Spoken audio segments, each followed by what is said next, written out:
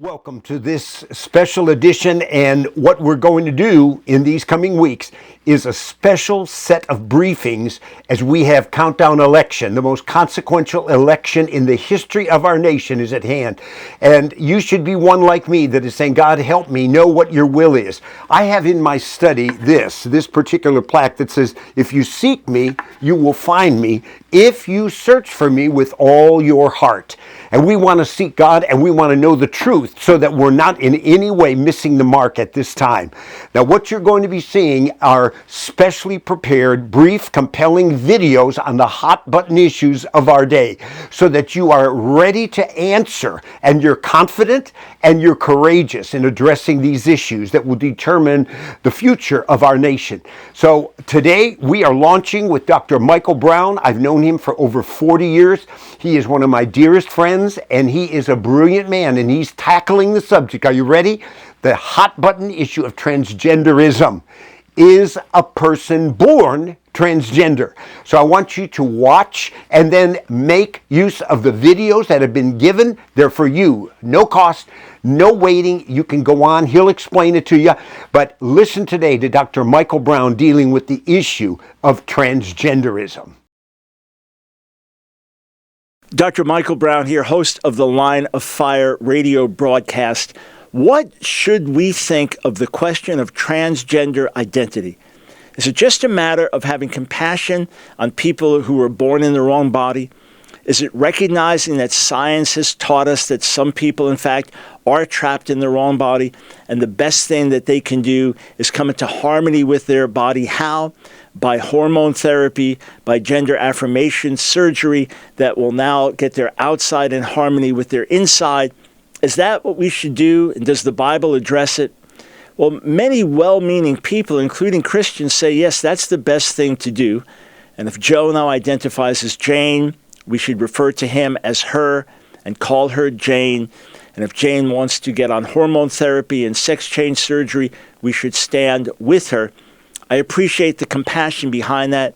And there's no question that little children can struggle with their identity, and that adults can struggle with their identity, and that this is not the kind of thing that someone just brings on themselves.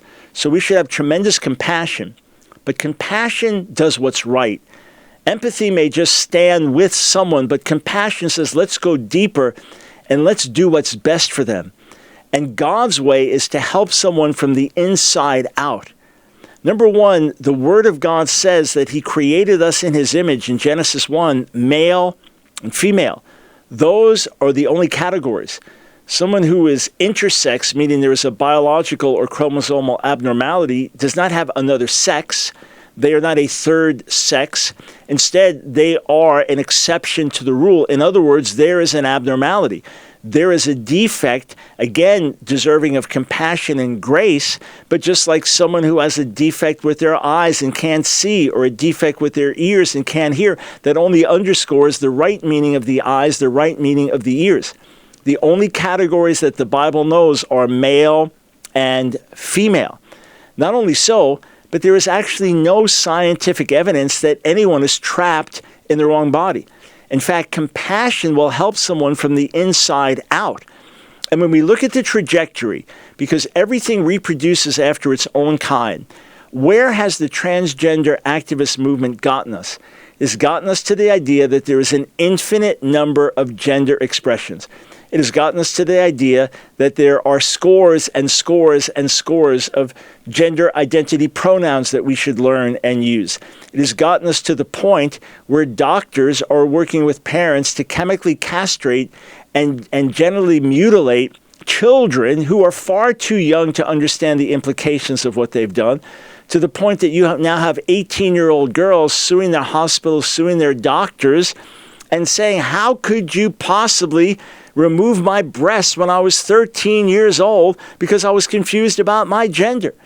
Science does tell us that 80 to 90% of children who are confused about their gender before puberty are no longer confused after. Many may identify as gay or lesbian, but they no longer identify as transgender.